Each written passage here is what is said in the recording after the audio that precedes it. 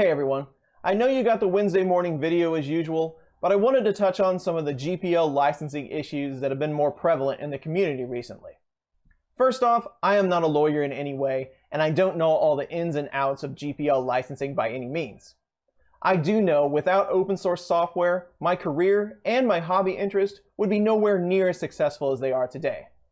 Just think about if we lost the flexibility of Linux alone.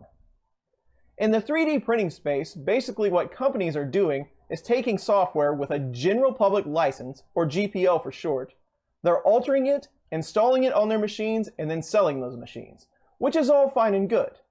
The part where they violate the license is they don't offer a copy of that altered firmware. The most common 3D printing software involved in this is Marlin, probably the most popular 3D printing software to date. Let's take a look at the Marlin license file now. You can read through this whole file and figure out what the license is trying to tell you, but I think this example sums it up the best. Especially this part. You must pass on to the recipients the same freedoms that you received. You must make sure that they too receive or can get the source code.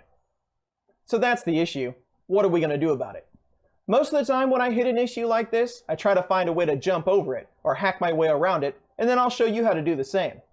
In truth, we shouldn't have to put up with things like this, and a lot of the community members have already stood up and said enough is enough.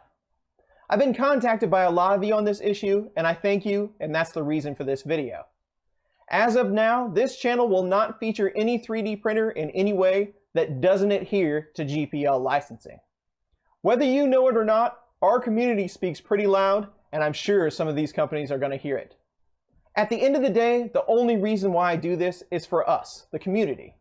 Our community has proven time and time again that we're one of the best, and I'm with you.